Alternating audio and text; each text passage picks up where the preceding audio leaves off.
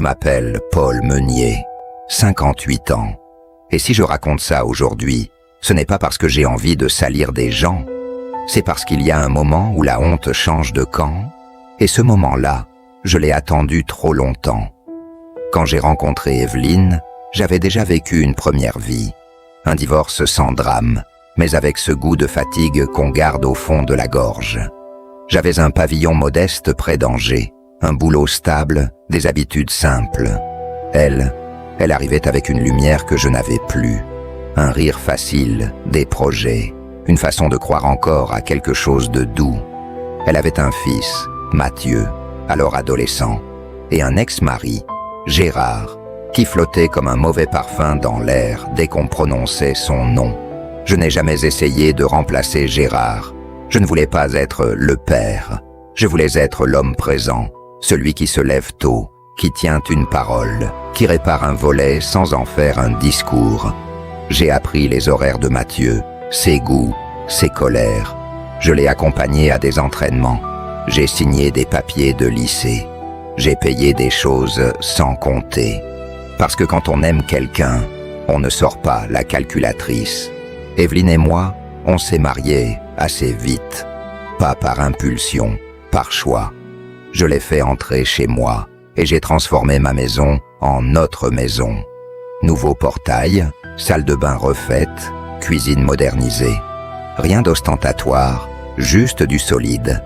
J'aimais Dès qu'on bâtissait quelque chose de stable, j'aimais me dire que cette fois, j'avais trouvé un foyer. Le problème, c'est qu'un foyer, ça se construit à deux. Et parfois, pendant que vous posez des briques, d'autres creusent sous les fondations. Mathieu a grandi. Il est devenu un homme grand, sûr de lui, toujours un peu en défi. Il a enchaîné les petits jobs et les grandes excuses. 1 mois serveur, 2 mois manutentionnaire. Puis, le patron était un con. L'ambiance était toxique. Je vaux mieux que ça. Evelyne disait qu'il cherchait sa voie. Moi, je disais qu'il cherchait surtout quelqu'un pour payer l'essence. Gérard, lui, est revenu dans le décor quand Mathieu a eu la trentaine. Comme par magie. Celui qui avait été absent quand il fallait être là s'est mis à apparaître quand il devenait plus facile d'être cool. Cadeau, promesse, grande tape dans le dos. Il avait cette façon de parler comme si tout lui était dû.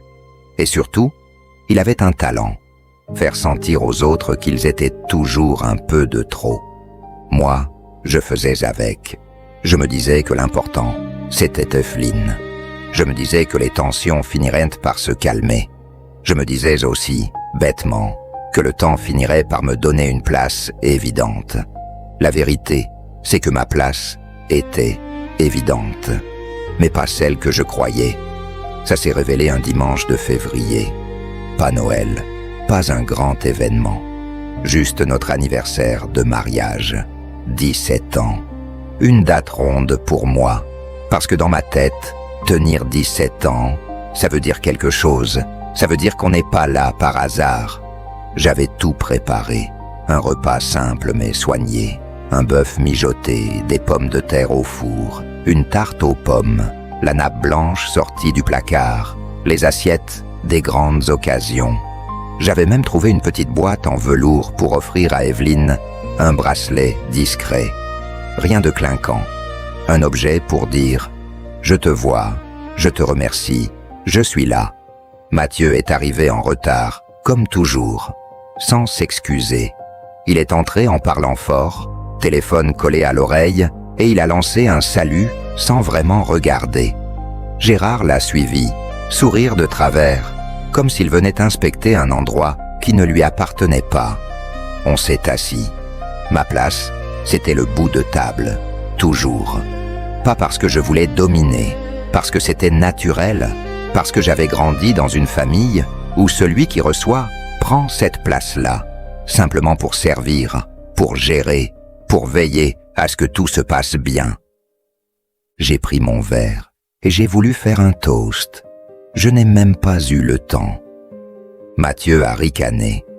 Un petit rire bref mais tranchant, comme un couteau qu'on teste. Puis il a dit « assez fort.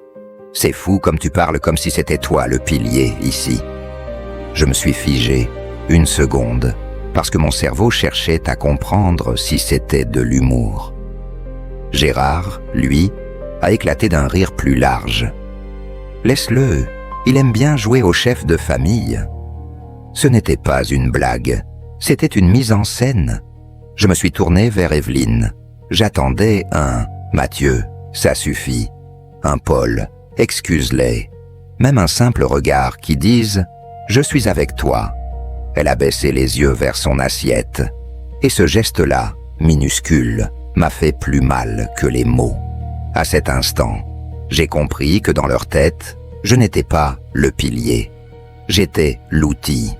Le gars fiable, celui qui règle, celui qui ne fait pas de vagues, celui qu'on peut piquer un peu parce qu'il ne répond pas. Le repas a continué, mais tout avait changé. Les goûts avaient changé. L'air avait changé. Chaque rire me semblait faux. Je répondais poliment. Je servais. Je débarrassais. Je regardais Mathieu parler avec Gérard comme deux complices. Je voyais Evelyne essayer d'être neutre, comme si la neutralité était une preuve d'amour. À la fin, alors que je rapportais le café, Mathieu a posé sa tasse et il a dit « tranquille », comme s'il demandait le pain.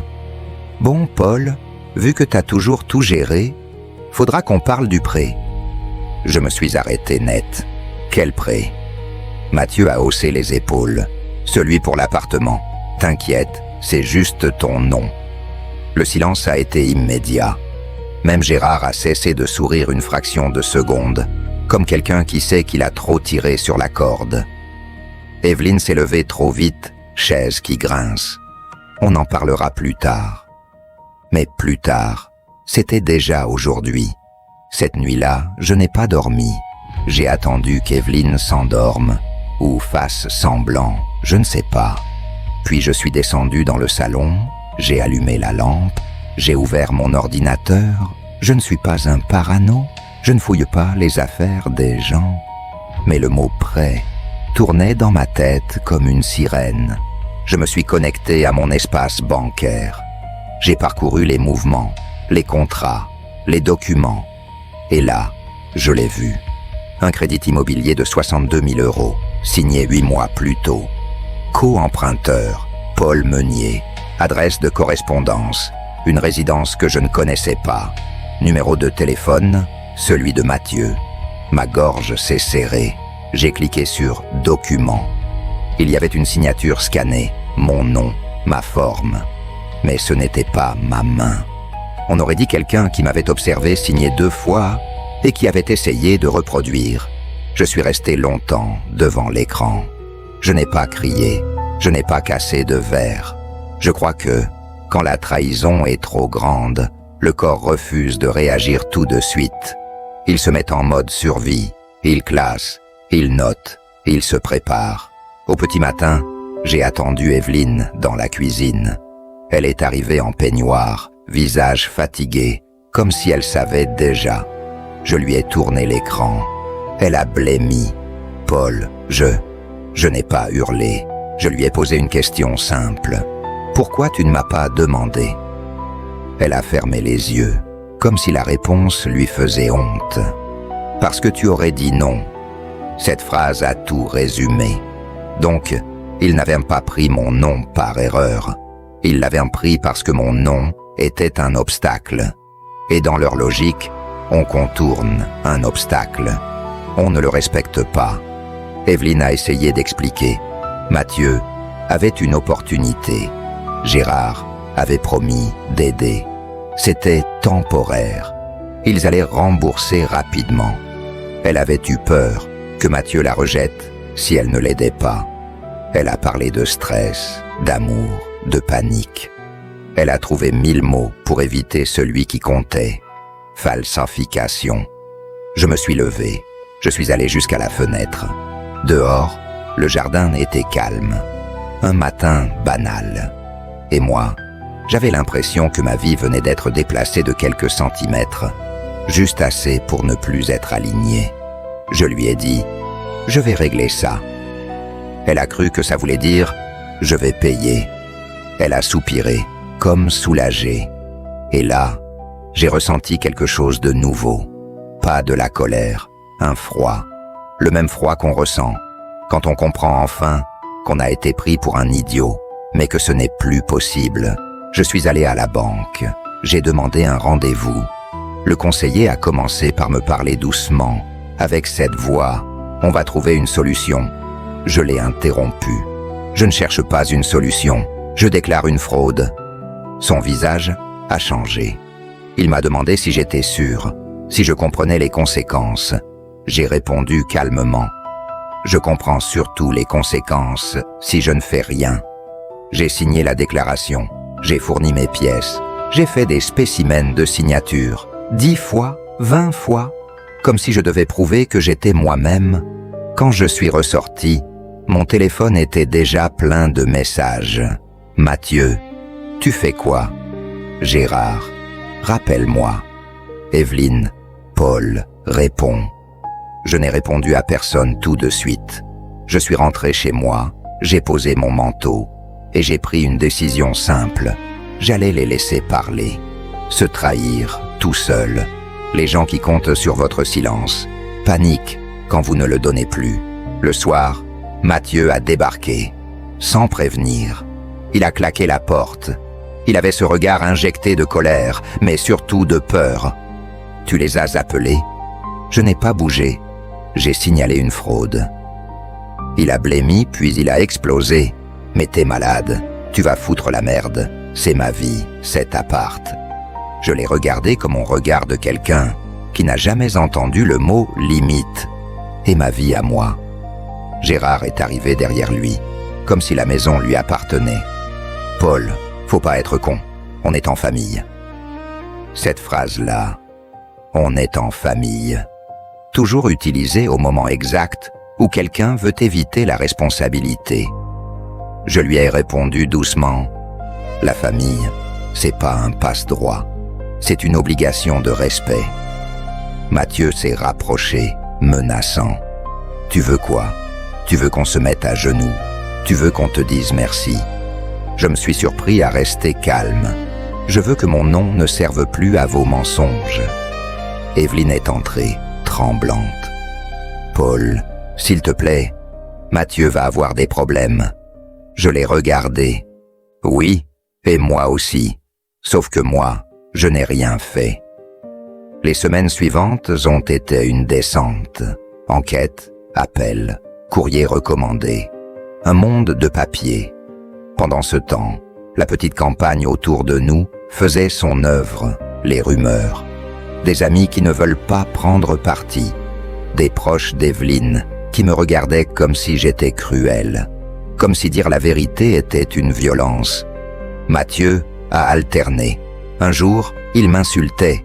Le lendemain, il suppliait. Il envoyait des messages à minuit. « Je te rembourserai, je jure. » Puis à 6 heures du matin, « T'es mort pour moi. » Gérard, lui, essayait l'intimidation. « Tu vas le regretter. » Puis la flatterie. « T'as toujours été un homme bien, fais pas ça. » Et au milieu, Evelyne essayait de colmater.